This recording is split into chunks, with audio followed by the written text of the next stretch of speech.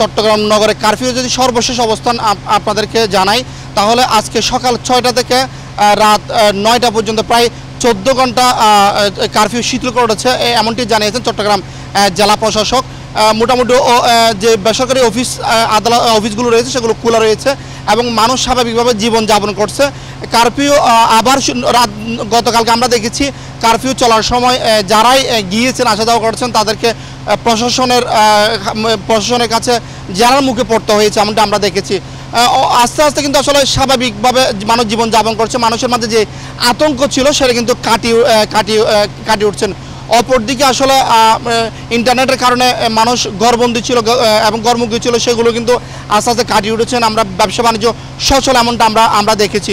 তবে একটি জিনিস আমি আপনাদেরকে জানাই, মাঝখানে কোটা বিরোধী আন্দোলন পাশাপাশি এই কারফিউ জারিতে ইন্টারনেট বন্ধ থাকার কারণে কি সমস্যা ছিল এবং তরুণ সমাজরা আসলে ইন্টারনেট বন্ধ হওয়াতে কি তারা কোন অবস্থা ছিল সেই সম্পর্কে কিন্তু আমরা একটু জানবো।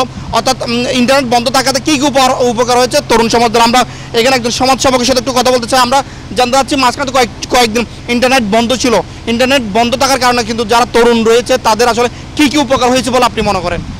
না, আমি যেটা দেখলাম যে আমি আমার বাসা দিয়ে বলছি যে আমার ছোট মেয়ে সে ইন্টারনেট যখন চালু ছিল তখন ফেসবুক বা আদার জিনিস নিয়ে সে পড়ে থাকতো। এখন দেখা যাচ্ছে সে হঠাৎ করে একটা গল্প বই পড়া শুরু করলো, অর্থাৎ ইন্টারনেট বা ফেসবুক বন্ধ থাকাতে তার ভিতরে একটা জিনিস আসছে যে সে এটা পড়বে এবং ভিতরে কী আছে জানবে। তরুণ প্রজন্ম তো বই পড়া একবারেই ছেড়ে দিয়েছেন, যেহেতু ইন্টারনেট এবং ফেসবুক নিয়ে সবাই ব্যস্ত ছিল। ইন্টারনেট বন্ধ থাকাতে একটা জিনিস যে কয়দিন আমরা উপভোগ করলাম এখনও পর্যন্ত, যে তরুণ প্রজন্ম রোডে বের হয়েছে এবং এরা বিভিন্ন বই বা অন্যান্য জিনিস তারা মানে আগ্রহ করছে জানার জন্য। তো ইন্টারনেট সেবাটা আসলে আমাদের চালু হওয়া খুবই জরুরি দরকার, কারণ ব্যবসা বাণিজ্য থেকে শুরু করে লেখাপড়া, ইন্টারনেট অনলাইনে যারা পড়ালেখা করেন বা যারা ব্যবসা বাণিজ্য করেন এদের সুবিধার জন্য এটা চালু করা আর একটু দ্রুত দরকার।